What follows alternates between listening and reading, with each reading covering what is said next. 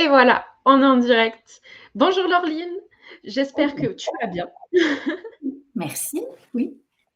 On se retrouve du coup aujourd'hui pour le troisième live d'aujourd'hui, la troisième conférence. On va parler des débouchés du métier de naturopathe. Parce que c'est cool du coup de savoir ce que c'est la naturopathie, c'est cool de savoir qu'on peut se former à la naturopathie, mais qu'est-ce qui se passe après la formation? On va du coup un petit peu tout exposer dans cette conférence. On va pouvoir parler un petit peu de tout ça. En plus, Laureline vous a préparé une super diapo où on va pouvoir exposer tout ça. On va commencer quand même par ta présentation. Qui es-tu? Ça serait sympa de commencer par la base. Et ben, merci déjà à toi, Eva, d'organiser tout ça. C'est vraiment au top. Tu es hyper pro, bravo. Et bah, merci à tous d'assister à ce sommet. Et alors, oui, bah, pour me présenter, alors voilà, je suis Laureline, je suis naturopathe depuis 2 ans et formatrice, enfin depuis 2 ans, depuis un peu plus maintenant quand même, depuis 2020. Et hypnothérapeute depuis 2021 et formatrice depuis 2020 aussi. Et alors, pour me présenter un peu plus dans le détail, bah, ce qui m'a amenée à la naturopathie, en fait, c'est assez étrange parce que, bah, comme beaucoup d'étudiants, hein, comme tous mes collègues d'ailleurs dans l'école, ben, on a tous un bagage différent. On a tous une ancienne vie. Et moi, dans mon ancienne vie, j'étais styliste. Alors, j'ai travaillé à Paris pour plein de marques différentes. Et puis après, je suis allée m'expatrier à Montréal, au Canada, avec mon mari et on a eu notre fille là-bas. Et puis, bah, j'avais une super place dans la mode. Je gérais tout un pôle de maillots de bain dans une grosse compagnie québécoise qui s'appelle La Vie en Rose.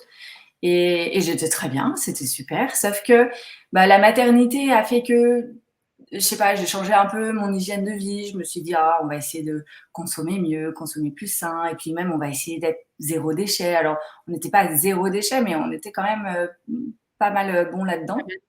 Et sauf que, bah, au travail, ma vie de tous les jours au travail, c'était loin d'être zéro déchet, hein. J'envoyais des petits bouts de tissu par avion jusqu'en Chine parce qu'ils étaient trop bleus, pas assez roses, ou un peu trop noirs ou pas assez noirs. Enfin bref, c'était un peu bizarre. J'imprimais plein de copies tous les jours. Alors, un jour, je me suis retrouvée assise dans les toilettes de l'entreprise à me dire, ça va pas, faut que je change. J'ai 35 ans, je suis au Canada. Au Canada, on a tous 3 métiers différents. Je peux changer. Donc, qu'est-ce que je vais faire? Et comme à longueur de journée, j'écoutais plein de podcasts, de conférences, d'interviews sur des sujets très divers et variés, je m'étais portée d'affection pour l'hypnose et j'avais vraiment envie de creuser là-dedans. Mais mon mari architecte l'aurait clairement pas entendu de cette oreille. Et le soir, quand je lui en ai parlé, je voulais vraiment lui dire, écoute, je vais devenir hypnothérapeute. Et je lui ai dit, écoute, je vais devenir naturopathe. Et je ne savais même pas ce que c'était que naturopathe. Sauf que Mm. lui, il a l'air de savoir parce qu'il s'est remis à manger. Il m'a dit, ah, ça tirait très bien. Et donc, après, le lendemain, j'ai pris rendez-vous avec un naturopathe pour savoir ce que c'était. Et moi, en fait, j'ai bien aimé, ça correspondait à tout ce que j'écoutais en fait du moment. Donc voilà, c'est drôle. C'est ce mot qui est venu spontanément pendant la conversation et c'est ça qui a fait que j'ai appelé Corinne un jour et j'ai contacté l'école Synergie Naturopathie. J'ai commencé toute la formation depuis l'étranger et puis j'ai pu finaliser ensuite en revenant vivre en France. Donc là, je me suis installée en Savoie, à Aix-les-Bains et l'école Synergie m'a fait l'honneur de m'accepter en tant que formatrice. Donc, j'ai beaucoup de chance. Je suis vraiment reconnaissante à l'école Synergie. J'ai énormément d'affinité avec l'énergie qu'on véhicule dans cette école et je suis plus que contente de faire partie de cette équipe d'enseignement, quoi. Voilà pour ma présentation. Et pour la suite, je sais pas, c'est ça. J'ai mis pour la suite 3 petits points parce qu'en fait, il y a tellement de choses qui s'ouvrent à nous tout le temps qu'on Mm. ne peut pas savoir. On ne peut pas savoir. Enfin, j'ai fini par faire l'hypnose quand même, puis mon mari valide, donc ça me va bien finalement. Mais voilà, il y aura plein d'autres choses, il y aura plein d'autres cordes à notre arc parce que on fait plus juste une chose dans notre vie, ça existe plus ça. Totalement. Oui. Mais ce que je trouve fou en fait dans ton parcours, c'est que, et ce qui est complètement inédit, c'est qu'en fait, c'est le métier de naturopathe qui t'a choisi toi. C'est pas toi qui as choisi le métier de naturopathe, c'est vraiment la chose qui est venue à toi. C'est ça que je trouve, mais complètement dingue, En complètement. Bah, quand on dit, que ça s'est imposé à moi, là, pour le coup, ouais, ça s'est vraiment imposé à moi, effectivement. Et du coup, on va parler de, quand on est certifié, naturopathe, qu'est-ce qu'on devient en fait? Vers quoi on passe et qu'est-ce qu'on doit faire et quels sont un peu les débouchés pour nous? On a beaucoup ce côté, beh, entrepreneur. Est-ce que tu peux nous détailler un petit peu nos missions? Ben, oui, oui, bien sûr. Alors, c'est ça, l'installation, en tant que naturopathe, c'est vraiment un sujet, c'est une question à se poser très, très tôt. Je pense que c'est même important de laisser évoluer cette question tout au long du cursus. C'est une question qu'on se pose vraiment au début de la formation, même pourquoi pas encore en amont de la formation. Mais voilà, d'aller se projeter en tant que naturopathe, en tant que, une fois que je serai naturopathe, qu'est-ce que je fais? C'est hyper important. Alors, bien sûr, on va voir que pendant la formation, enfin, nous, notre formation propose 32 modules. C'est quand Mmh. même assez dense. Et les étudiants se rendent vite compte bah, qu'ils ont plusieurs affinités avec des thématiques et puis un peu moins avec d'autres. Donc tout ça, ça va venir aller définir un petit peu qui on est, notre identité dans ce métier-là, qui est finalement très très très très large, très vaste. Donc voilà. Alors là, on va parler effectivement des débouchés, des projets, et on va aussi parler de l'aspect juridique et de tous les statuts d'entreprise Mmh. qu'on peut avoir. Mais voilà, pour revenir là-dessus, c'est vrai que les étudiants, souvent, ils se focalisent beaucoup sur leur examen. Et en fait, Mmh. enfin, nous à l'école Synergie, on a vraiment Synergie Naturopathie, on a vraiment à cœur de leur expliquer que non, c'est pas juste l'examen, c'est tout ce qui se passe après est super important. Et je vais vous parler d'un petit programme qu'on lance justement pour expliquer aux étudiants comment se projeter un peu plus dans le monde professionnel. Alors voilà, donc de multiples casquettes, c'est vrai que on pense qu'on va faire de la naturopathie et en fait, désolée, mais au début, on fait finalement assez peu de naturopathie. On fait beaucoup Ouais. on doit communiquer, on a beaucoup de bah, voilà, comptabilité, gestion administrative, graphisme. Alors moi, ça, graphisme, j'ai la chance d'avoir cette corde-là à mon arc, mais perso, moi, la compta, mais pas du tout, du tout, quoi. Donc il y a des gens qui seront plus à l'aise que d'autres avec certains domaines, mais voilà, il faut se projeter, enfin, imaginer qu'on va avoir quand même beaucoup de casquettes à mettre, c'est évident. Et puis voilà, savoir entreprendre, bah, c'est aussi quand même se positionner sur le marché, hein. Faut se le dire, il serait peut-être intéressant de construire un business plan peut-être pour essayer de poser tout ça à plat, de réfléchir à quel service on va proposer, à qui on va s'adresser, voir aussi ce que les autres naturopathes dans la géographie proche ou plutôt lointaine proposent. Mmh. Trouver son identité, trouver ses marques propres. Trouver des partenaires aussi, ça peut être intéressant parce que on peut tout à fait s'entourer de bonnes personnes. Il faut savoir saisir les opportunités ou bien les créer.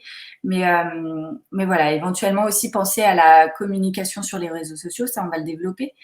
Et puis être organisé, effectivement, ça, on va y revenir aussi, mais ça demande une grosse organisation de s'installer en tant que Un nature. minimum quand même. Moi, je suis pas la reine de l'organisation, mais il faut un minimum. Ouais, ouais, vraiment.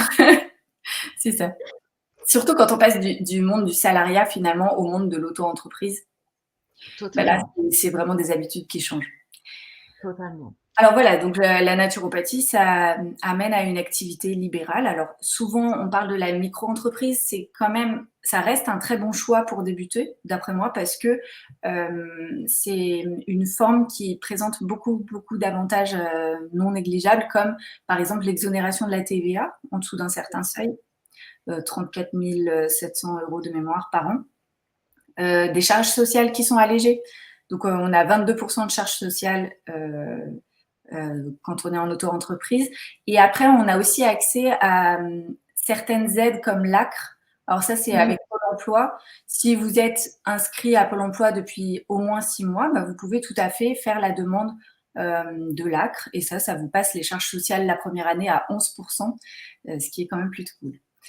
Et aussi, le gros avantage, c'est qu'on peut tout à fait être auto-entrepreneur et conserver un statut salarié dans une entreprise Mmh. à mi-temps, à temps partiel. Enfin voilà, c'est quand même plutôt rassurant quand on est dans les débuts, hein, qu'on s'installe. Bon, bien C'est sûr, un il y a truc aussi et intéressant avec l'auto-entreprise, c'est que même si on fait 0 de chiffre d'affaires, on n'a pas de charges à payer au niveau de l'URSSAF. Donc pour le début, c'est vrai que ça peut être rassurant. et oui, Et oui, oui, pas de rentrée d'argent, pas de charge. C'est quand même super rassurant, effectivement. Qu'est-ce que je voulais dire? Ah oui, bon, il y a d'autres formes juridiques, d'autres structures. Il y a le portage salarial, il y a les SASU, les Mmh. SARL, etc. Mais là, ben, c'est des formes un peu plus complexes quand même, SASU, SARL. Si vous en avez déjà, allez-y, hein, profitez de ça. Mais si vous en avez pas, se lancer là-dedans, passer du salariat à ça, c'est peut-être un peu plus touchy. Donc, à voir en fonction Ouais, des. totalement. Donc c'est ça, la naturopathie, c'est avant tout une activité libérale et on peut justement travailler en emploi salarié, alors dans des magasins bio par exemple, ou dans des laboratoires de compléments alimentaires, dans des instituts du bien-être, des instituts sportifs aussi, ça se fait de plus en plus. Mmh. Puis ça peut aussi dépendre des formations initiales de chacun. Puis voilà, puis donc continuer de se former. Alors ça, c'est pour moi clairement la naturopathie, une formation continue, hein. On est d'accord qu'on n'a jamais fini d'apprendre de toute manière. Donc ne vous reposez pas sur vos acquis. Il y en a bien peu des acquis finalement. Donc allez chercher, soyez curieux, continuez d'explorer. Mais voilà, mettre à jour ses connaissances, c'est quand même vraiment important pour vous et puis important pour les consultants qui viennent vous voir aussi. Totalement. Donc et puis en plus, ça permet d'acquérir des nouvelles compétences, hein. Par exemple, si on veut se spécialiser, je sais pas moi, en réflexo, parce qu'on veut, creuser un peu plus ce qu'on fait nous dans la formation et puis, en faire, vraiment une discipline à part entière ou si on veut même, changer complètement, prendre la sophrologie ou l'hypnose comme moi, mais ça peut complètement, se compléter, enfin, avec la naturopathie. Moi perso, l'hypnose, je l'ai pris parce que pour moi, ça va vraiment dans cette recherche de la cause, des Mmh. maladies, mais plus à un niveau inconscient qu'à un niveau physique et émotionnel. Mmh, Voilà. mmh mh. Et tu as des outils qui peuvent aider en plus au niveau de l'hypnose, de l'auto-hypnose, de travailler sur des traumas, travailler sur le passé et cetera, qui peuvent être très intéressants. Et en plus, souvent, les consultants, ils nous c'est vrai que les consultants, ils ont un peu du mal à passer le cap d'aller voir un naturopathe et donc quand on a d'autres, cordes à son arc comme la réflexologie, le massage, l'hypnose, très souvent, ils viennent souvent par rapport au massage, à l'hypnose et cetera et après ça découle sur une consultation en naturopathie et du coup, c'est vrai que c'est bien sympa d'avoir un petit peu, tout ce côté-là. Oui, oui, ça, on le voit très souvent. Effectivement, ouais, ça arrive souvent. Mais voilà, c'est aussi un métier qu'on peut associer à beaucoup d'autres professions qu'on peut déjà avoir ou qu'on aura après.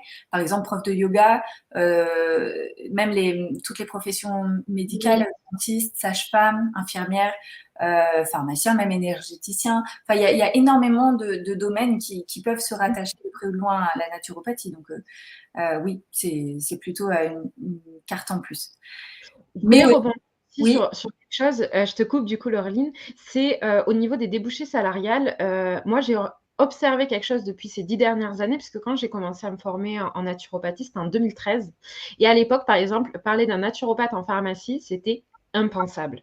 C'était impensable, tout le monde disait: «Non mais c'est impossible qu'un jour on rentre en pharmacie» et cetera. Alors qu'aujourd'hui, c'est très, très, très recherché et même des pharmaciens proposent des formations de naturopathie à leurs préparateurs en pharmacie et on a de plus en plus de monde qui se forme à la naturopathie en pharmacie ou qui cherche des naturopathes. Donc, c'est pour dire qu'en fait, on est dans un métier qui va s'ouvrir en fait et d'autres métiers salariés vont pouvoir se débloquer, se déboucher au fur et à mesure en fait du temps tout simplement. Je voulais rebondir sur ça parce que je trouvais que c'était très important de voir que ça s'actualise en fait les petit choses à petit. évoluent, mais Mmh. oui, heureusement. Oui, c'est vrai, dans les pharmacies, on en voit de plus en plus. Là, j'ai même une étudiante qui a terminé, c'était l'été dernier. Elle travaille justement dans une parapharmacie pour le coup. Mais c'est ça, ça se cherche de plus en plus. Même des organisations d'ateliers ou Oui. bien de répondre aux clients selon ce que la personne cherche. J'ai des ballonnements, bah, quelle plante vous me proposez? Les pharmaciens, ils n'ont pas forcément le temps, ils sont derrière leur guichet, donc Oui. d'avoir quelqu'un sur le terrain, effectivement, ça peut être un plus. Ouais, tout à Et fait. du coup, on parlait justement de se spécialiser. J'ai fait, ce petit retour en arrière pour, voilà, mais de la spécialisation, c'est vrai que c'est quelque chose qui, permet d'offrir, plus de cordes à son arc, comme on le disait Ouais. et du coup, je vais t'inviter un petit peu à nous dévoiler, qu'est-ce que ça peut nous apporter, en fait, en tant que naturopathe, de se spécialiser? Mais c'est ça, la petite phrase là que j'ai mise entre guillemets, c'est une phrase que je dis assez souvent finalement, c'est qu'à force de vouloir parler à tout le monde, bah, on s'adresse réellement à personne. Donc attention, c'est un peu l'erreur qu'on a tous envie de faire au début, mais se spécialiser, ça peut vraiment être un plus, soit dans un outil ou une technique, soit dans un trouble, une maladie, un accompagnement spécifique. Alors les outils en général, c'est ça, hein, on peut proposer la réflexologie, l'iridologie, la phyto, la sophro, le reiki, il y en a plein, plein, plein. Et puis la cible un peu plus précise, voilà, accompagnement du cancer, la fibromyalgie, le sportif, la grossesse, la petite enfance. Moi, personnellement, je me suis spécialisée dans l'accompagnement en endométriose. Parce que voilà, ça devient, on se rend compte que c'est quelque chose qui est pas si rare finalement, c'est passionnant aussi en fait, même pour nous, hein. C'est passionnant de pouvoir accompagner des gens là-dedans, et il y a beaucoup de centres qui s'ouvrent. Là, je fais référence à l'endométriose spécifiquement, mais qui s'ouvrent à la naturopathie et qui disent ok, alors maintenant on va travailler les médecins et les naturopathes et les hypnos main dans la main, etc. Et ça, je trouve ça génial. Là, moi, à côté de moi, à Grenoble, il y a un centre sur l'endométriose qui a ouvert il y a à peine un an, et ils cherchent des naturopathes actuellement pour intervenir même ponctuellement, donc c'est super. Voilà. Donc vous pouvez vous spécialiser, soit parce que vous avez une maladie que vous connaissez bien de près ou de loin, enfin voilà, soit dans un domaine qui vous plaît, la grossesse, la petite enfance, c'est toujours motivant. Et des fois, on se dit: «Mais je sais même pas dans quoi je vais me spécialiser», mais en fait, ça vient à nous. Quand on s'installe, on va se rendre compte que: «Ah, mais il y a quand même plein de gens qui viennent me voir pour ça, puis c'est intéressant, finalement, ça me parle», et puis on acquiert un genre d'expertise, en fait, au fil des consultations, et des fois, ça s'impose à nous, donc ayez confiance. Et ça permet aussi d'avoir une stratégie, ne serait-ce que quand vous êtes dans votre cabinet, de savoir, de se dire: «Bon, mais si je suis spécialisée dans l'endométriose, je peux contacter des associations, d'endométriose. Je sais en fait où me diriger pour aller, chercher, voilà, où sont les femmes qui se retrouvent». Peut-être que si j'allais chez une esthéticienne, poser des flyers ou faire peut-être des partenariats avec une esthéticienne, des choses comme ça, je sais en fait quelle stratégie adopter, du coup, pour, me développer, pour parler à plus de monde, et cetera. Oui, moi personnellement, je me suis beaucoup appuyée sur Facebook pour ça, sur les groupes Mmh. Facebook, les groupes en lien avec l'endométriose par exemple, ouais.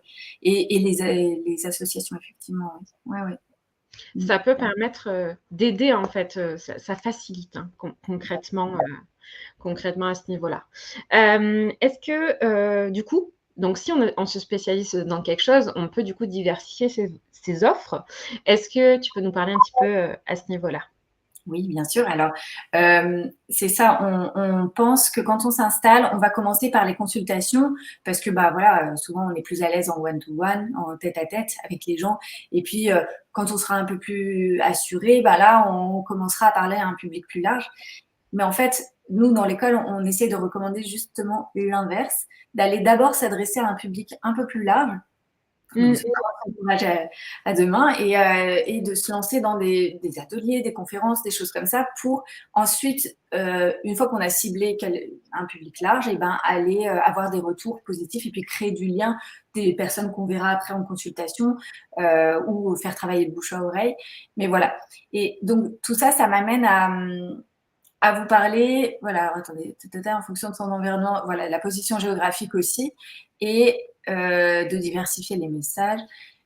La présentation justement du pack pratique pro, donc ça c'est quelque chose qu'on met en place à partir du mois de mai là dans l'école. Bon, bien sûr, il y aura tout un volet vraiment consacré à la préparation de l'examen, à la préparation de comment se déroule une consultation, quelle est notre posture en tant que naturopathe pendant la consultation. Voilà, on va beaucoup entraîner les étudiants là-dedans, mais on rajoute aussi toute une partie sur la rédaction d'un mémoire, certes, mais surtout la présentation de ce mémoire. C'est-à-dire qu'aujourd'hui, il est super important de savoir comment véhiculer une idée, comment véhiculer un message. Il ne s'agit pas juste d'avoir les bons messages à transmettre, c'est vraiment d'aller la façon dont on va l'exposer aux gens. Alors, il y a différents médias aujourd'hui. Il y a les vidéos YouTube, il y a les podcasts, il y a les formats TEDx qui sont des vidéos beaucoup plus courtes. Donc, aller passer un message d'un mémoire en 10 minutes, c'est quand même un beau challenge. Il y a aussi, pour les personnes qui sont pas trop à l'aise avec leur image, avec leur voix, il y a toujours le contenu magazine. Mais aller mettre un page en magazine, c'est aussi un beau challenge. Donc, d'aller entraîner les étudiants finalement à aller toucher un peu à tous ces outils, ces médias, qu'on a aujourd'hui et puis les faire évoluer en fonction de ce qui arrivera. Voilà, je pense que c'était important. Et puis aussi, de montrer que la naturopathie, elle prend différentes formes et elle passe aussi par, c'est ça, la transmission à un public. Et donc là, comme sur l'image, par exemple, d'inciter les étudiants pendant leur cursus à aller faire des interventions, soit auprès d'un petit Magasin. groupe, voilà, un magasin, une conférence s'ils se sentent capables. Ça peut être en binôme, ça peut être avec quelqu'un qui fait une profession connexe à la nôtre. Enfin voilà, il y a énormément de possibilités et ça leur met un premier pied à l'étrier en quelque sorte pour leur montrer que non, c'est accessible et puis c'est génial. Et puis ça ouvre plein d'échanges, de partage, c'est hyper riche. Ouais. Puis ce qu'on dit, enfin ce que je te disais quand on discutait un jour, c'est ce qui est beau dans notre métier, c'est on a le champ des possibles devant nous. Faites ce qui vous fait kiffer. On n'est pas obligé d'être complètement en consultation, de faire que des consultations. Vous pouvez vraiment vous éclater à faire ce que vous souhaitez, à vous spécialiser dans ce que vous souhaitez, à imaginer même les trucs les plus fous, à organiser des retraites bien-être, même à l'autre bout du monde ou des choses comme ça. C'est vraiment, vous avez le champ des possibles devant vous, donc éclatez-vous en fait avec ce métier. Mais oui, il faut vraiment se laisser parler qui on est, notre Voilà. personnalité et la magie opérera, ouais. Voilà, alors même si c'est vrai qu'il nous appartient quand même à nous de nous positionner sur le marché là, c'est sûr.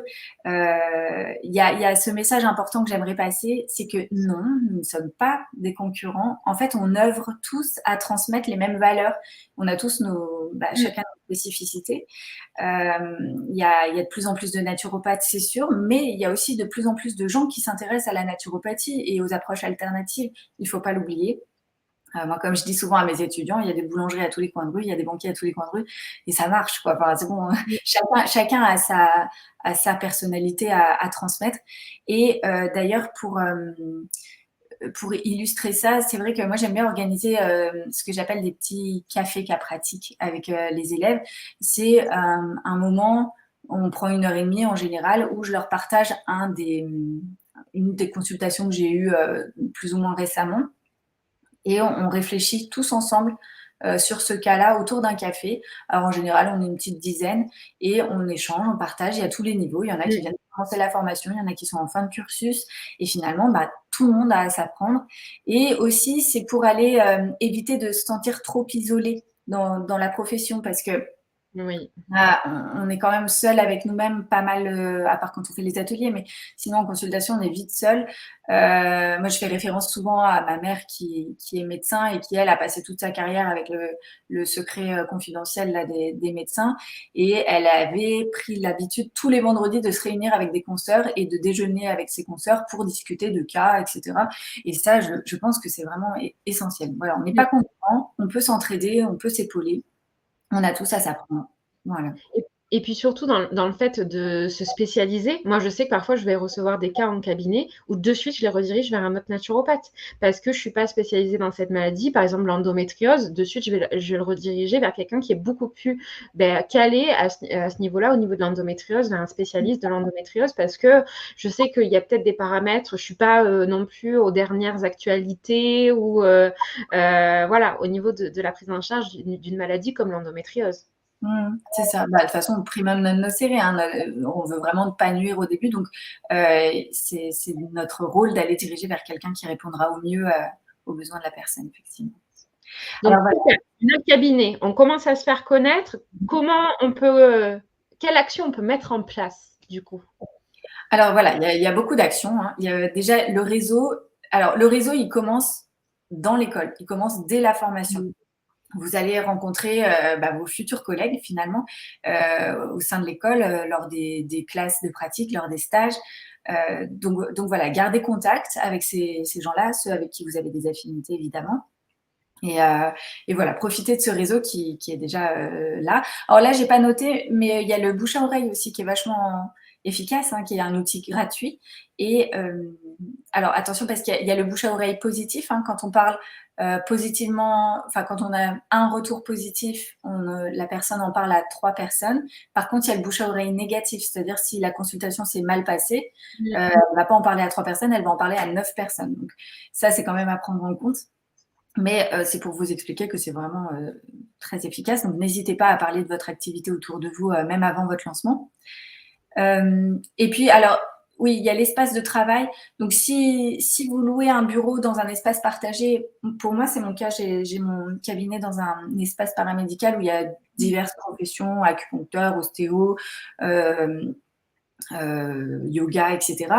Et ben, n'hésitez pas à communiquer justement dans les locaux avec, c'est ce qu'on appelle un réseau de prescripteurs. Et on peut même s'échanger nos pratiques, c'est toujours intéressant. Et puis même si vous ne travaillez pas là, vous pouvez toujours aller afficher des petits flyers, etc. pour vous faire connaître, hein, bien sûr. Les mairies, c'est quelque chose auquel on pense pas assez. Bon, pas forcément dans les grandes villes comme Paris, mais par exemple dans les plus petites villes comme Aix-les-Bains ou les petits villages ou les choses comme ça, bah, ça peut être très positif d'aller communiquer auprès des mairies qui seront super contents de mettre en avant notre profession, pourquoi pas d'afficher aussi nos flyers, nos affiches, etc. Oui, la presse régionale, bon. Alors la presse régionale, c'est les journaux, les magazines, les radios. Ça peut être aussi des magazines de bien-être, de santé naturelle. Les journaux, sachez qu'un encart publicitaire est payant, mais qu'un encart informatif est gratuit. Alors, il est moins joli, hein, il n'y a pas les couleurs, etc. Mais voilà, c'est bon à savoir. Et puis le web, les réseaux sociaux, effectivement, c'est vrai que c'est quand même intéressant au jour d'aujourd'hui de travailler avec Facebook, Instagram. Alors, TikTok, moi personnellement, ma clientèle ne va pas vraiment sur TikTok. Mes consultants sont plutôt Facebook et Instagram, donc c'est vrai que c'est plutôt ça que je développe. Mais sinon, il y a aussi les annuaires en ligne, les blogs, les webzines, tout ça, c'est beaucoup de choses qui se développent sur Internet. Le site Internet, bah, c'est sûr que s'il est référencé, c'est l'idéal, mais le référencement d'un site Internet, ça a quand même un coût. Donc, on peut penser à ce moment-là au référencement Google, hein. Vous savez, il y a les petites fiches Google Business là, qui sont toujours pas mal. Après, on peut écrire des articles dans notre blog pour mettre en avant notre expertise en fait dans différents sujets et qu'on peut mettre en avant sur notre site Internet. C'est vrai qu'un site Internet, ça crédibilise un peu. Aujourd'hui, c'est plus un site vitrine, tu vois, mais c'est pas. Bah, ça aide aussi, ne serait-ce qu'à partager un peu sa vision de la naturopathie et parfois si quelqu'un peut tomber sur notre carte de visite ou quelque chose comme ça, le fait d'avoir un site internet, beh, il peut, comprendre ce que c'est la naturopathie, avoir un peu, voilà, un visuel sur qui on est, comment on est, donc c'est vrai qu'un site internet, c'est quand même pas mal à avoir. Et puis, en tant qu'ancienne graphiste, je peux vous dire que l'identité visuelle a vraiment une grosse importance, tu vois? Oui. Parce que, enfin, selon les couleurs qu'on va amener, les détails qu'on va amener, bah, la personne, elle va accrocher ou pas avec la carte. Elle va accrocher ou pas avec le site internet et donc avec la personne. Finalement, c'est assez intuitif. Voilà, il y a les ateliers aussi. Alors, ça, c'est vrai que les ateliers, vous allez toucher beaucoup de monde d'un coup, donc ça vous permettra de vous faire connaître un peu plus rapidement. Et puis, ben, c'est ça, n'hésitez pas aussi à aller faire des ateliers en groupe, notamment avec des gens qui ont un réseau un peu plus étoffé, un peu plus développé. Pas forcément quelqu'un qui fait de la naturopathie, hein, ça peut être. J'ai une élève qui voulait faire un atelier avec quelqu'un qui fait des balades en nature. Bon, bah, Oui. voilà, qui fait du bivouac et bah, ça peut être très bien de s'associer à ce genre de personnes et puis de parler de, les plantes médicinales du coin ou des choses comme ça, voilà, en même temps. J'ai, personnellement fait une formation, business, pour me développer, qui m'a appris un truc, ma prof business, elle avait notamment un terme, alors il est un peu péjoratif, un peu négatif, c'est, n'hésite pas à surfer sur l'audience des autres. Mais c'est un excellent moyen pour se faire connaître, c'est-à-dire de pas hésiter, voilà, si on est un peu fan de podcast, proposer une collaboration avec quelqu'un qui a un podcast. Si, on est fan d'un blog ou quoi, d'aller proposer, de faire un post sur le blog, de proposer, de faire des posts partagés. Maintenant, on peut le faire sur Instagram ou sur Facebook en collaboration pour en fait vous faire connaître auprès d'une audience qui déjà existe. Et c'est comme ça en fait que des personnes arrivent à se faire connaître, c'est par le partage mutuel qu'il peut y avoir entre plusieurs, même naturopathes ou d'autres thérapeutes, ostéos. Après, on peut aller un peu partout, hein. Donc, c'est vrai que le partage est quelque chose de hyper intéressant, hyper important pour se faire connaître. Et moi, personnellement, ce qui m'a le plus rapporté du monde dans mon cabinet, c'est le partage avec d'autres thérapeutes de ma région qui m'ont, en fait, auxquels je suis allée me présenter. On a fait souvent des échanges de pratiques pour qu'ils comprennent ce que c'est la naturopathie, etc. Et j'ai, par exemple, un ostéopathe et une médecin traditionnelle chinois qui m'ont envoyé des dizaines de personnes. C'est ça. C'est le réseau prescripteur, effectivement, et Voilà. il est très puissant. Donc, oui, oui, n'hésitez pas.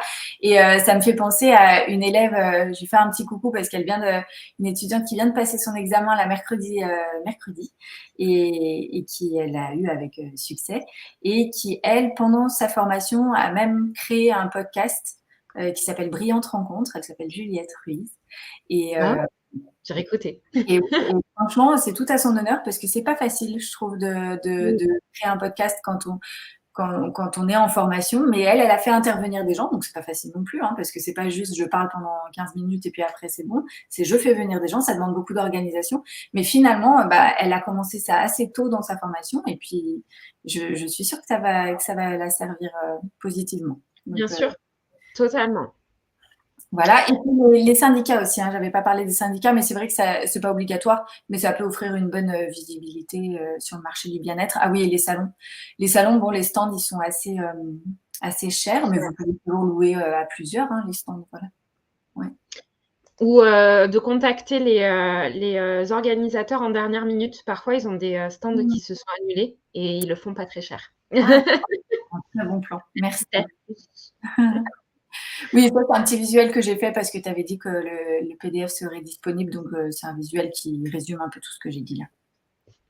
Oui, qui permet. Voilà. Oui, c'est ça. Alors, du coup, on parle de se spécialiser, etc. On parle de se faire connaître, mais qu'est-ce qui peut nous permettre de nous aider en fait à nous faire connaître et à ce qu'on vive en fait du métier de naturopathe? Déjà, d'être soi-même, hein, réellement. Alors, congruence, là, c'est un mot qu'on entend beaucoup en ce moment dans plein de domaines. C'est juste l'inverse de incongru et c'est l'authenticité, en fait, c'est être soi. Ça passe aussi par une acceptation de soi quand même, hein. Il y a beaucoup d'étudiants qui se rendent compte que pendant leur parcours de formation, il y a un petit travail à faire sur moi quand même. Je vais faire une petite pause. Ouais. Je reviens dans quelques mois, c'est un peu ça. Mais c'est important. C'est important. Donc, voilà, aller à la rencontre de vous-même, puis transmettre sa passion. Enfin, c'est juste magnifique. En fait, c'est pas donné à tout le monde. Donc, soyons conscients de la chance qu'on a. Ouais. La Totalement. confiance en nous, ouais. Alors, la confiance en nous, c'est quand même nécessaire. On peut pas, enfin, on transmet pas l'information de la même façon en fonction de la confiance qu'on a en nous. Donc, bien sûr, elle doit être équilibrée, mais sinon, on pourrait passer pour un sachant. On n'a aucune vérité, hein. On accompagne la personne à trouver ce qui est bon pour elle, mais en fonction du terrain qui lui est propre, mais on n'a aucune vérité vraie, là. Mais c'est ça. Il faut quand même qu'on soit un peu confiant dans ce qu'on dit, au lieu de dire alors peut-être je vous conseillerais ça. Enfin voilà, il y a quand même ça, c'est Marie qui va en parler dans la posture du naturopathe, mais voilà, on a cette confiance équilibrée à avoir. La curiosité aussi, elle nous fera évoluer constamment parce que moi, j'aime bien dire que je suis ni naturopathe ni hypnothérapeute, je suis un peu une exploratrice du bien-être parce qu'il y a tellement de choses. C'est passionnant, mais enfin voilà, vivez, faites grandir votre curiosité, elle vous mènera loin. Ouais, Et l'organisation, hein, oui, alors ça, l'organisation, de toute façon, les étudiants qui sont déjà en formation, ils s'en rendent vite compte. On a tendance à très vite s'éparpiller. Finalement, il y a un sujet qui est chouette, puis alors du coup, on ouvre un livre, et puis non, mais dans le livre, il parle d'autre chose, mais c'est trop bien, et puis encore un livre, et puis finalement, ils peuvent passer des mois sur une thématique, quoi. Donc soyez organisés, et même après, hein, parce que bon, ça se passe au moment de la formation, mais aussi quand on devient auto-entrepreneur, évidemment. Totalement. Totalement. Donc, parlons un petit peu au niveau juridique, comment faire au niveau de la loi, en fait, tout simplement pour s'installer. Quelles sont un petit peu nos obligations à ce niveau-là? Alors, Alors déjà, être déclaré, enfin, on a l'obligation de nous déclarer avant de nous installer. Et puis ensuite, on a d'autres obligations comme s'assurer. Ça, c'est une autre des premières étapes à faire. Alors, on pourra contacter des organismes qui sont spécialisés dans le bien-être ou ça Oui, peut être aussi des assurances beaucoup plus générales. Avoir un médiateur, alors ça, c'est obligatoire depuis 2016. Le médiateur, lui, il va faire le lien en fait entre le consultant et nous, s'il venait à y avoir un problème. Puis c'est pas le plus cher c'est qui soit. clair, ouais. Je crois que je paye 14 euros par an, quelque chose comme ça. Euh, Facturer, alors il faudra, je l'ai pas mis, mais il faudra aussi facturer le client et tenir une comptabilité rigoureuse. C'est l'idéal. Après, dès que vous pouvez, si vous voulez vous entourer d'un comptable comme moi, faites-le. Moi, c'était vraiment pour me rassurer. Mon comptable m'a dit, mais non, c'est pas la peine. Je dis, si. Et voilà, je suis rassurée. Faites comme vous voulez. Ou si vous connaissez quelqu'un autour de vous qui peut vous donner des petits tips de comptable. Et puis la déontologie, hein, parce que, enfin surtout aujourd'hui, il est interdit de prescrire, il est interdit de diagnostiquer, on ne traite pas, on ne guérit pas. On peut pas mettre de blouse blanche, on peut pas en fait semer la confusion dans l'esprit de la personne qui vient nous consulter. On n'est pas du tout médecin. Alors, je sais pas toi, mais moi, des fois, j'ai des consultants qui arrivent et puis qui m'amènent tous leurs résultats de prise Oui, de sang et tout. Tu dis, bah, ok, merci, c'est gentil, je vais les regarder. Et vu que vous me les amenez, ça, j'imagine que vous êtes d'accord. Mais nous, on peut pas, par exemple, demander les résultats de bilan sanguin, etc. Donc, il y a des petites choses où il faut faire attention. c'est ça, totalement. Ou même consultants qui arrivent et qui disent: «Alors je prends un médicament pour ça, mais je veux l'arrêter, je veux prendre quelque chose de naturel». Alors non, ça on peut pas faire en fait. Ça marche pas comme ça. Ah non, on peut pas. Bah, après, si la personne dit, voilà, j'ai arrêté ça, et puis maintenant, qu'est-ce que vous me proposez? Ou par exemple pour la pilule, ça c'est quelque chose qu'on voit assez Oui, souvent. Je veux arrêter la pilule, je veux arrêter le stérilet, qu'est-ce que je peux faire? Bon bah là, ok, on peut conseiller, mais c'est pas à nous de dire arrêtez la pilule, ça vous voilà, ça vous détraque, nanana. Ça c'est absolument pas à nous de le faire. Donc soyez hyper vigilants, surtout par les temps qui courent. Voilà, donc nous, on est vraiment des accompagnateurs vers le mieux-être pour la personne. On travaille en prévention. Et comme Corinne l'a très bien dit ce midi, le symptôme, lui, est réservé à la médecine classique. Nous, on oui, n'est pas là pour faire taire le symptôme. Au contraire, on est même plutôt là pour l'écouter, pour voir ce qu'il a à nous dire et pour aller chercher comment rééquilibrer le terrain pour que le symptôme n'ait plus à se manifester. Ouais. totalement. Nous, on est là vraiment dans le bien-être, on est là vraiment dans le bien-être en fait. On est des éducateurs de bien-être, des éducateurs d'hygiène de vie. On n'est pas là, du tout pour remplacer le médecin ou quoi que ce soit. Des accompagnants. Et en fait, en général, on voit surtout des gens pour des affections chroniques, des maladies Ouais. chroniques, des choses comme ça, parce qu'on est vraiment dans cette démarche préventive de OK, ça se manifeste depuis longtemps. A priori, bah, vous n'avez pas trouvé ce qu'il vous fallait dans la médecine conventionnelle. Je comprends donc que vous vous tournez vers la médecine alternative. Et voilà, qu'est-ce qu'on a à voir ensemble pour rééquilibrer le terrain, effectivement. Totalement. Est-ce que tu peux nous parler, un petit peu des frais, qu'on doit prévoir, hein, quand on s'installe en tant que naturopathe? À quoi on doit un petit peu tout penser? Ouais, c'est ça, parce que alors on se dit ah mais vu que je propose du service, finalement je vais pas avoir beaucoup de dépenses. Bah c'est faux. Il y a beaucoup de paramètres qui rentrent en ligne de compte. Donc bien sûr ça dépendra de la situation de chacun, hein, mais voilà, là il y a quelques grandes lignes à ne pas sous-estimer. Donc il y a le loyer. Alors bah, si ça vous concerne, vous allez devoir prévoir le loyer. Alors, peut-être de bien comparer avant les différents biens sur le marché, ça peut être intéressant. Pensez aussi qu'au mois de janvier, bah, souvent il augmente, donc à prendre en compte aussi. En fait, il y a beaucoup de choses à anticiper. Et puis, il y a des espaces, comme je vous disais, les espaces paramédicaux là, qui regroupent plusieurs professions. Il y a aussi des espaces de coworking vraiment axés sur le bien-être, Mmh. qui sont vraiment intéressants. Une autre alternative intéressante, c'est d'aller proposer des consultations en visio éventuellement ou en visite à domicile, des choses comme ça. Bon, dans un premier temps, pourquoi pas. Alors les frais de visio, pareil, hein, il y a quand même des frais. Des Alors moi, recours, les Zoom, heu, je paye 168 € par an, mais Eva m'a confié un petit secret pour avoir un prix réduit. Donc, est-ce que tu veux nous en je vous parler? le dis je vous le dis, mais en gros, vous faites comme si vous voulez vous désabonner de Zoom, vous dites que c'est trop cher et ils vous proposent, à tarif réduit, à moitié prix. Donc, au lieu de le payer 13 € par mois, je le paye 8 € par mois du coup. Oui, c'est ça. Bah oui, moi je paye 14 € par mois, donc tu vois, C'est c'est ça. bien vu, bien vu.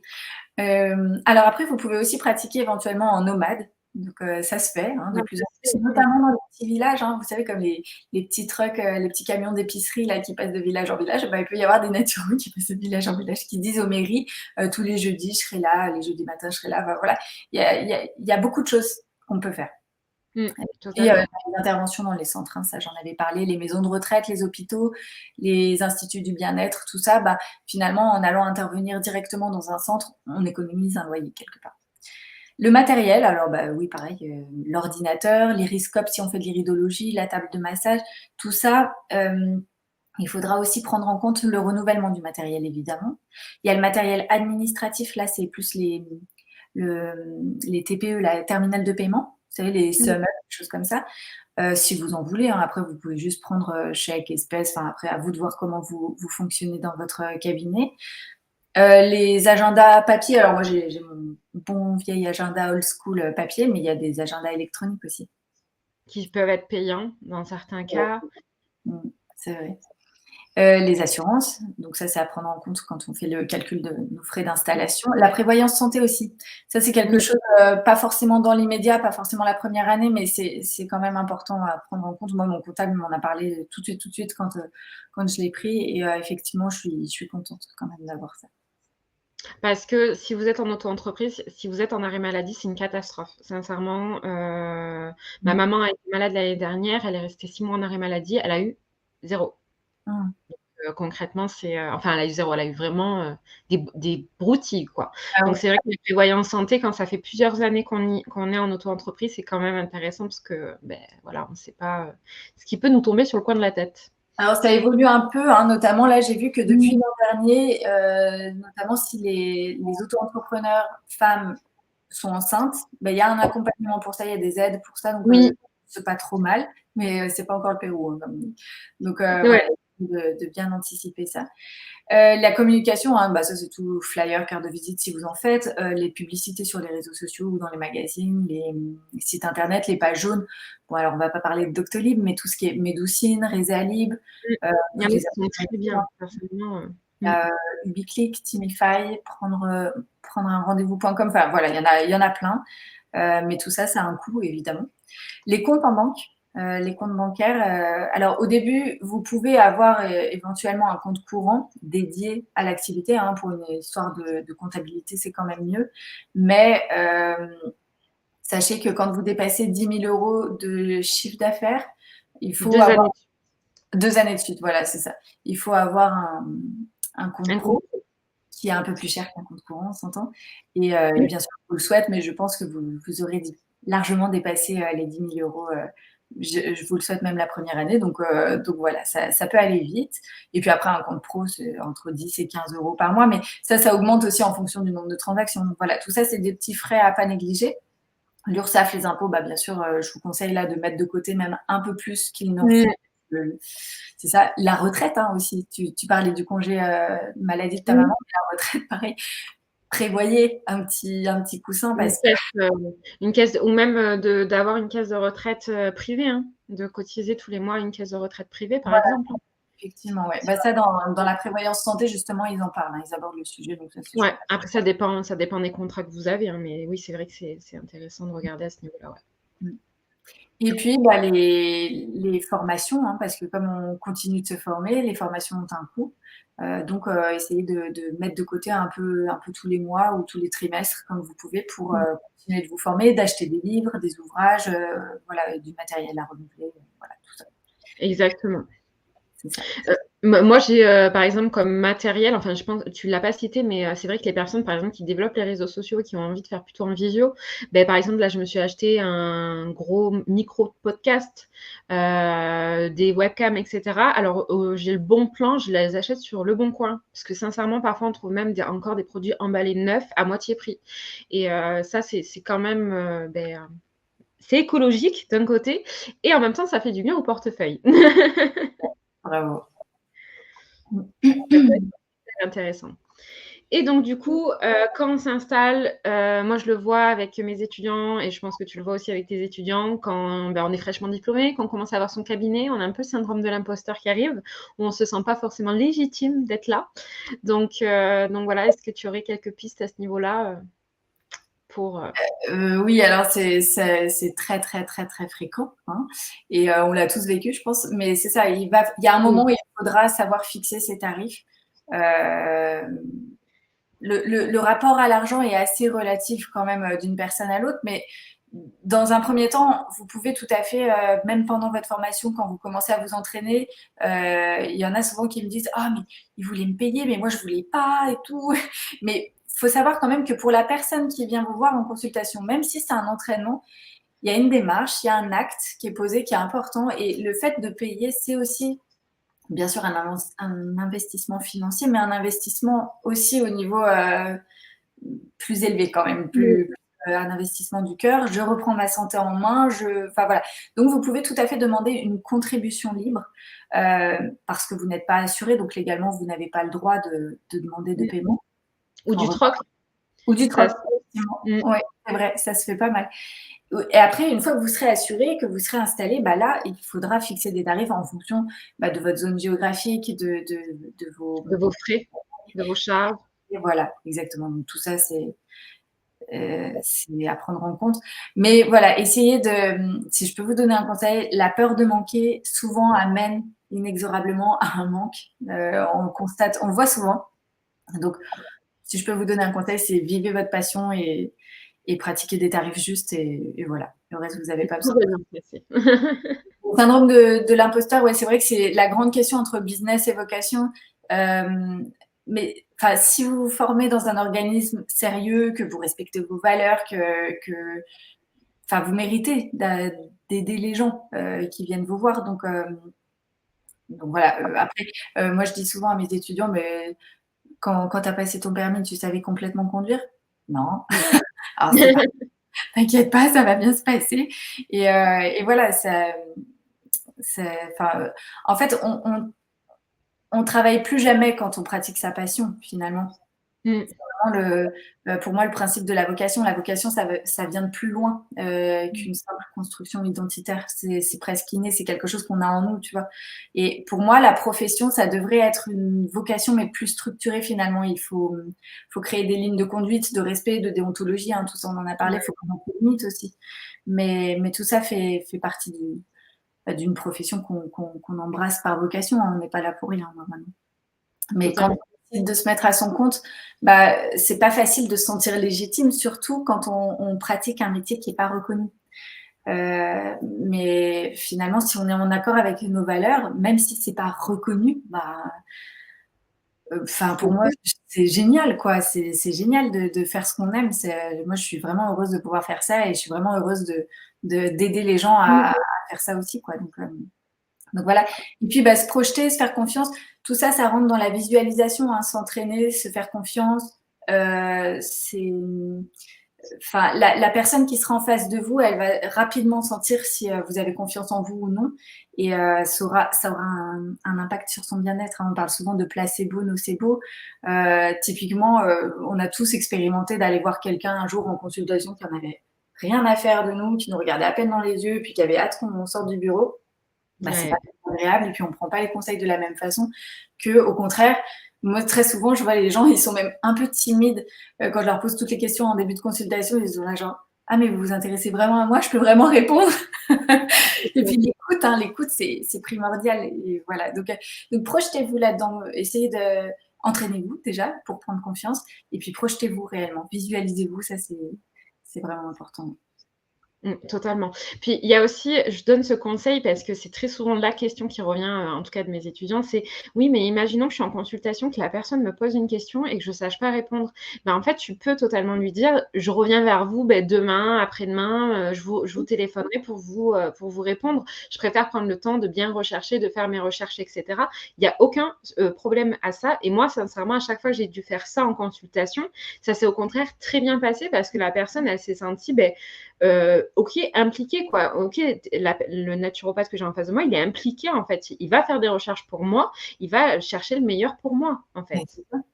Exactement. Donc, Et on aucun ne souci. peut pas tout dire en 1h30. Donc, moi, très souvent, je leur dis, bon, bah, dans le compte rendu, je vous mettrai ce dont on a parlé, mais je rajouterai sûrement des choses qui me viendront après. Et puis, Ouais, il y voilà. a aucun souci Mmh. dans ce côté-là. Mmh. Et Voilà. donc Ça, c'est l'image que j'aime bien utiliser. C'est pour dire que bah, la graine qu'on sème aujourd'hui, elle va avoir le temps de pousser, d'évoluer à son rythme. Et d'ailleurs, ça peut être une petite idée pour les étudiants. Pourquoi pas d'utiliser un carnet ou de créer des dossiers sur son ordinateur dans lesquels on va mettre plein d'idées, plein d'infos, plein d'inspi sur notre installation future. Parce que finalement, de poser ces idées sur le papier, c'est un premier pas vers la concrétisation.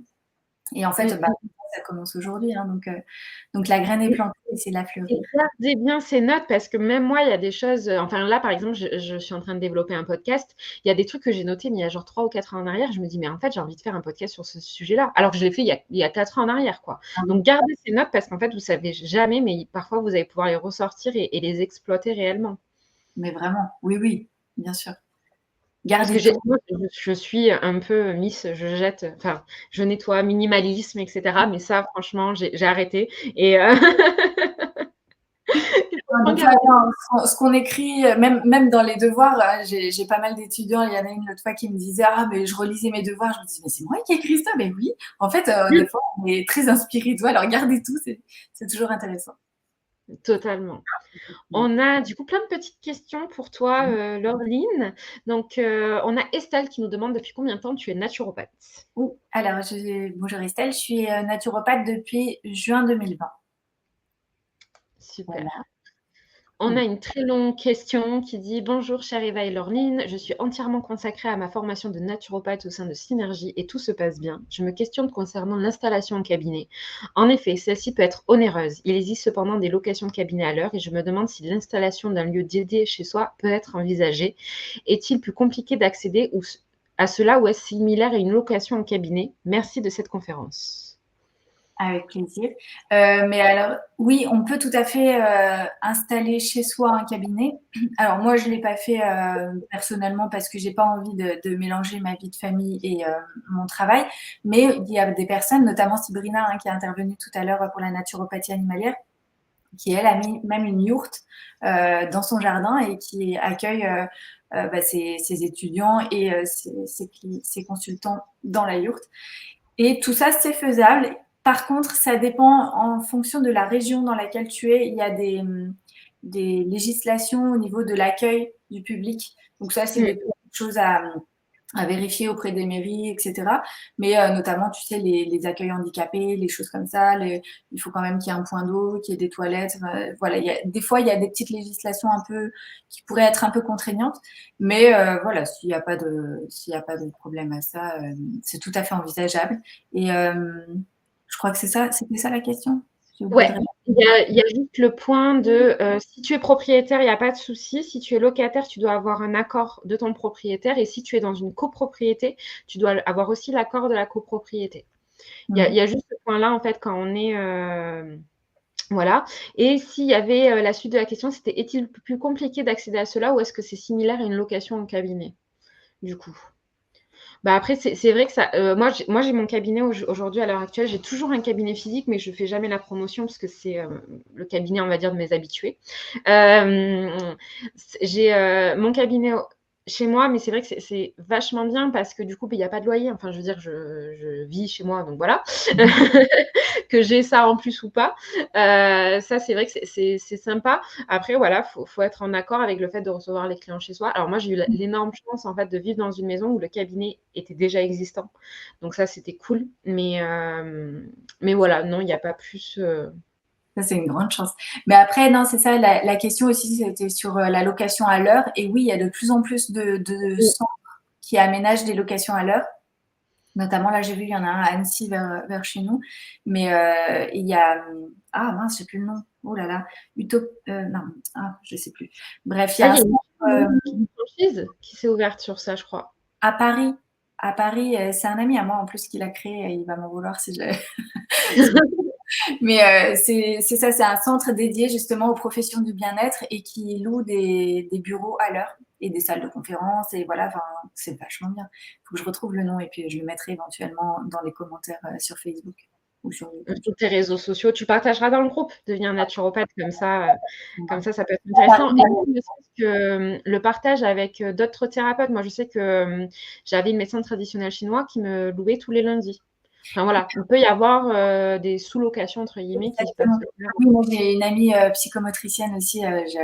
J'envisage de lui demander de me rajouter quelques heures sur son cabinet. Non, c'est toujours facile de demander autour de soi, oui, effectivement. Totalement. On a Julie qui nous demande: la spécialisation se fait donc au fur et à mesure, on ne doit pas forcément décider avant l'ouverture du cabinet. Alors, ça peut se faire au fur et à mesure de la formation, effectivement. Donc, ça, c'est en fonction des affinités que tu découvriras lors de ton cursus. Par exemple, moi, j'ai adoré toutes les techniques d'hydrothérapie et toute la gestion émotionnelle. C'est quelque chose qui me parlait beaucoup.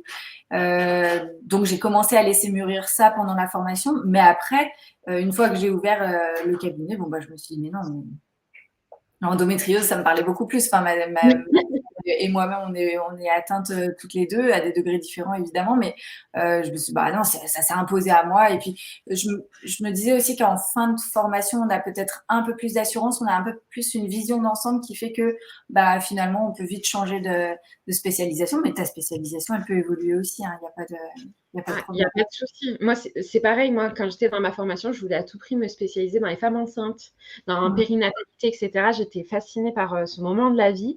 Et en fait, quand je me suis installée, je me suis dit non, c'est pas possible. Quelques femmes enceintes, alors je sais pas, c'était peut-être des hormones, mais que j'ai eu, j'ai fait non. C'est pas possible. Et ça change. Voilà, ça évolue. Et tant mieux. Mais ouais, voilà, franchement, il n'y a pas de souci. Moi, j'ai fait 3 ans dans les maladies auto-immunes. Après, je me suis spécialisée dans l'accompagnement des étudiants naturopathes. Ça peut évoluer dans le temps, vraiment, il n'y a aucun souci à ce niveau-là, quoi. On a Solène qui nous dit: du coup, si j'ai bien compris, à partir du 1er mai, la rédaction d'un mémoire sera obligatoire. Alors, Solène, j'imagine que tu dois être en formation avec l'école Synergie Naturopathie et que tu t'inquiètes, c'est ça? Si c'est ça la question, ça va être obligatoire pour tous les nouveaux inscrits. En revanche, pour toutes les personnes qui sont déjà inscrites à l'école Synergie, bien sûr que non, ce sera facultatif. Vous pourrez le faire si vous le souhaitez. Vous aurez accès effectivement à ce pack pratique pro, comme on l'appelle, mais c'est facultatif, bien sûr.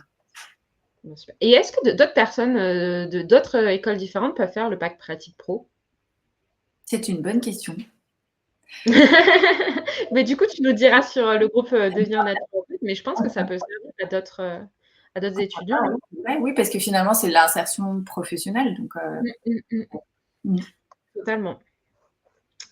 On a Julie qui nous demande: doit-on avoir un tarif différent entre la naturopathie et par exemple l'hypnose? Oui. Alors, oui ou non, c'est toi qui choisis, Julie, mais moi, c'est vrai que je pratique un tarif un peu différent parce que je vais m'aligner en fait sur mes collègues. Mais voilà, ça dépend. C'est pas une obligation, non. Après, c'est à toi de voir aussi le temps que tu vas prendre. Est-ce qu'une consultation d'hypnose est peut-être plus courte? Est-ce qu'une consultation de naturopathie est plus longue? Est-ce que tu as du taf à préparer avant une consultation d'hypnose? Enfin voilà, après, il faut voir aussi en termes de un peu horaire en fait, d'heures que tu vas mettre. Là, pour le coup, c'est vrai que la naturopathie me prend quand même beaucoup plus de temps. Notamment la rédaction du compte-rendu, etc. Tu vois, il y a toutes les contre-indications, il faut faire vraiment attention en naturopathie, donc ça me prend beaucoup plus de temps et je fais payer un peu moins cher que l'hypnose qui me prend moins de temps, mais parce que ma ligne, justement. Donc, non, ça a pas, pour moi en tout cas, ça n'a pas vraiment de lien avec ça. Par contre, ça me fait penser, Julie, ce que tu demandes à vous préciser que si par exemple vous faites partie d'une profession médicale et que vous vous installez en tant que naturopathe, et ben la même règle s'applique. Donc c'est-à-dire que si vous êtes avec la casquette du naturopathe en consultation, vous ne pourrez pas parler de patient. Vous pourrez pas. Enfin voilà, il y a tout un vocabulaire à switcher. Il faut vraiment switcher entre le vocabulaire infirmier et le vocabulaire naturopathe. Ouais, c'est ça. Totalement. Ouais. On a Estelle qui nous dit: «J'ai du mal à chercher et trouver un stage. Beaucoup de naturopathes ne veulent pas car il y a des confidentialités. Avez-vous des conseils pour trouver un stage? Je commence un peu à désespérer, mais j'aimerais beaucoup mettre à profit la théorie.» Alors, trouver un stage, Estelle, je pense que tu veux dire de trouver un stage dans un cabinet de naturopathe avec un naturopathe et d'assister à des consultations. Ok.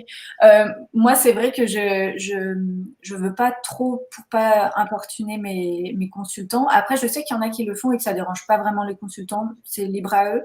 Mais tu peux aussi, si tu souhaites t'entraîner, tout à fait, mettre des petits appels à consultation gratuite sur les réseaux sociaux, sur Facebook ou, enfin, je sais pas dans quelle région tu es, mais moi je suis à Aix-les-Bains et on a un groupe d'Aix-les-Bains, Aix-les-Bains Exprime-toi. Souvent, on peut mettre des annonces. Je cherche à m'entraîner, je suis en fin de cursus naturopathique. Est-ce que quelqu'un veut m'offrir 1 heure de son temps pour avoir un bilan Voilà, donc on peut faire ça. Hein, ouais, ouais. Et puis là, pour le coup, demander une contribution libre sans forcément aller voir un naturopathe en consultation. Après, j'imagine que ce que tu cherches aussi, c'est d'avoir l'expertise, le retour de quelqu'un.